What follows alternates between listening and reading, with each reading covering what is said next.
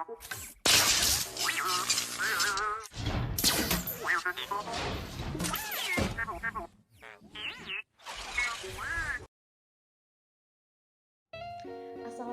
warahmatullahi wabarakatuh. Salam sejahtera untuk kita semua. Semoga selalu dalam lindungan Allah Subhanahu wa taala. Oke, dalam pembelajaran kimia hari ini, kita akan belajar materi kimia tentang stoikiometri. Stoikiometri, diketahui bahwa stoikiometri ini berasal dari bahasa Yunani, yaitu stoisien yang artinya unsur dan metron yang artinya mengukur. Nah, di mana secara luas berarti pengertian stoikiometri ini adalah perhitungan zat dan campuran kimia. Nah, zat yang kita maksud di sini bisa berupa unsur, bisa berupa senyawa, dan bisa juga berupa ion. Nah, di mana kegunaannya adalah untuk mengetahui jumlah zat yang digunakan dan jumlah zat yang dihasilkan dalam melakukan percobaan kimia. Kita contohkan di sini, misalkan kita mau membuat suatu larutan. Nah, jadi untuk membuat larutan itu kita harus mengetahui dulu nih, kita harus mengukur dan menimbang berapa jumlah zat yang harus digunakan untuk membuat suatu larutan. Dalam stoikiometri terbagi menjadi beberapa subbab. Yang pertama itu ada tentang konsep mol, yang kedua ada hukum dasar kimia, yang ketiga ada rumus dan kadar, yang keempat ada stoikiometri reaksi kimia. Hari ini kita akan membahas tentang konsep mol. Nah, di mana mol itu apa sih sebenarnya?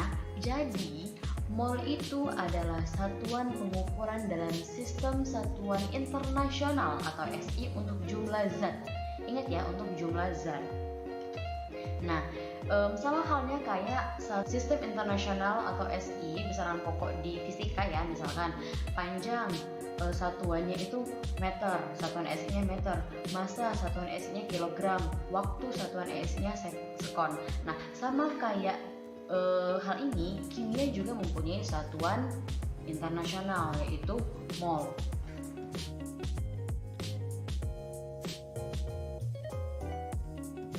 Berikut merupakan contoh dari beberapa unsur yang ada di dunia. Yang pertama itu ada hidrogen, ada oksigen, ada karbon, ada nitrogen, dan ada klorin. Ini merupakan sebagian kecil dari contoh-contoh unsur kimia. Nah,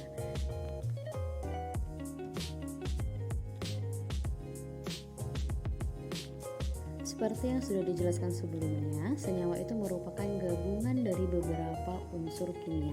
Nah, coba sekarang kita contohin, kita akan membuat air. Air itu rumus kimianya H2O, berarti kita membutuhkan 2 atom hidrogen dan 1 atom oksigen. Nah, di sini kita ambil oksigennya 1, terus H-nya 2. Ketika digabungin bentuknya menjadi seperti ini, H2O, air. Nah, kemudian lanjut. Terus kita mau buat karbon dioksida, CO2. Kita ambil karbon 1, terus oksigennya 2. Jadilah seperti ini, karbon dioksida. Balik lagi ke mol tadi ya. Jadi 1 mol itu sama dengan nilainya itu 6,0225 kali 10 pangkat 23 partikel. Nah, di mana bilangan ini disebut juga dengan bilangan Avogadro. Nah, bilangan Avogadro ini lambangnya L ataupun NO. Ini misalkan kita contohkan untuk 1 mol CO2. Jadi, untuk 1 mol CO2 itu nilainya adalah 1 dikali 6,0225 kali 10 pangkat 23 molekul CO2. Karena di sini nilainya 1, berarti di sini dibuat 1. Oke. Terus, perhatikan kalau misalkan ini molekul, berarti yang kita lihat adalah jumlah molnya. Tapi kalau misalkan dia unsur, beda lagi. Berarti kalau misalkan ini unsurnya ini ada 2 kan, ada C sama ada O. Nah, berarti kita buat kayak gini. Kalau misalkan untuk unsur O2 itu berarti 2 dikali 6,0225 kali 10 pangkat 23, atau kita lihat di sini unsur O itu sebanyak 2. Oke, berarti di sini dibuat 2. Nah, C atau karbon berarti karena dia jumlahnya 1, berarti di sini buat 1 kali 6,0225 kali 10 pangkat 23 atom C. Nah, ini untuk atom H2O sama kayak gitu. Jadi karena ini molekul H2O berarti dibuat 1 kali 6,0225 kali 10 pangkat 23 molekul H2O. Kalau misalkan dia unsur, berarti kita perhatiin aja koefisien masing-masing unsurnya. Dalam konsep mol, itu ada beberapa istilah yang sering kita gunakan dalam perhitungannya.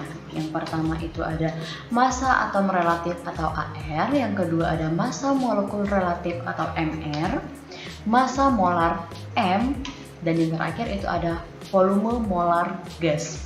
Nah, kita bahas yang pertama dulu nih, ARX.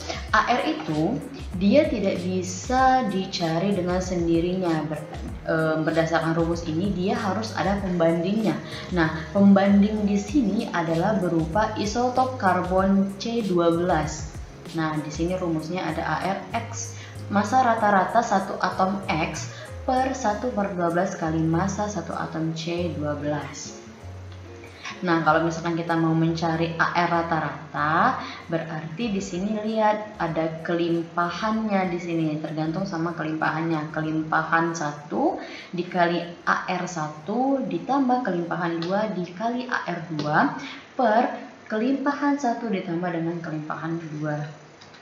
Nah, kalau misalkan untuk MR molekul X itu rumusnya massa 1 molekul X per 1/12 massa 1 atom C12, atau bisa juga kita menghitungnya itu adalah penjumlahan dari AR unsurnya. Jadi nanti kita akan buatkan contohnya. Example, menghitung AR dan MR. Nih, jika diketahui massa atom C12 adalah 2 kali 10 pangkat min 23 gram, massa 1 atom unsur X sama dengan 2,67 kali 10 pangkat min 23 gram. Maka massa molekul relatif dari unsur X adalah berapa? Jadi cara menjawabnya itu seperti ini. Kalau di sini kan diketahui nilai dari si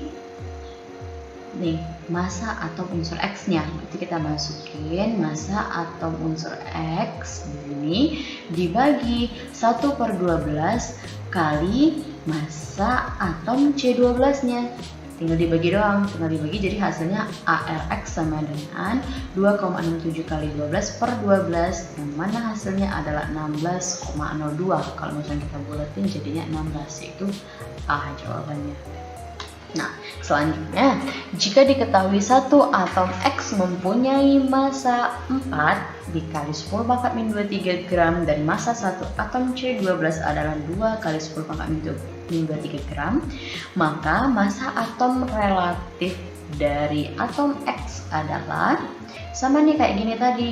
Jadi ARX itu sama dengan 4 dikali 10 pangkat min 23 per 1/12 kali 2 kali 10 pangkat min 23, yang mana hasilnya itu adalah 24. Satu lagi nih, klorin terdiri atas dua jenis isotop, yaitu Cl35 sama Cl37 dengan kelimpahan masing-masing berturut-turut 75% dan 25%. Maka berapa massa atom relatif dari klorin tersebut? 35 dikali 75 ditambah 37 dikali 25 per P1 tambah dengan P2, kelimpahan 1 ditambah dengan kelimpahan 2. Ini jumlahnya 100. Jadi kalau misalkan kita jumlahin, hasilnya itu adalah 35,5. Nah, ini untuk MR nih. Jika diketahui AR dari Ba137, S32, O16, Mg24 dan H sama dengan 1, maka massa molekul relatif dari BaSO4 dan MgSO4 kali 7H2O berapa? Nah, jadi tadi kan udah dibilang kalau misalkan MR ini berarti bisa kita jumlahin dari si AR-nya. Nah, kayak gini. Nih, untuk MrBaSO4. ArBa plus ArS plus 4 kali ArO. Kenapa 4? Karena di sini untuk unsur O koefisiennya itu ada 4. Jadi O-nya itu sebanyak 4. Oke. Jadi tinggal dijumlahin.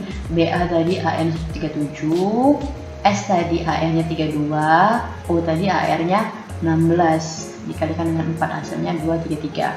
Nah, untuk MrMgSO4 kali 7 H2O itu sama kayak yang di atas. Jadi kita buat dulu nih AR dari Mg, AR dari S, AR dari O, AR dari H2O itu berapa. Nah, kenapa di sini dibuat 7 dikali 2 ARH ditambah ARO? Karena ini kan 7 ini merupakan koefisien milik si H2O, jadi dikalikan dengan 7 H2O-nya. Oke, ingat jangan lupa kalau misalkan 4 ini punya O, 2 ini punya H, tapi kalau misalkan 7 ini punya keseluruhannya karena dia merupakan koefisien. Oke, jadi hasilnya itu adalah 2, 4, 6. Jawabannya yang benar adalah B.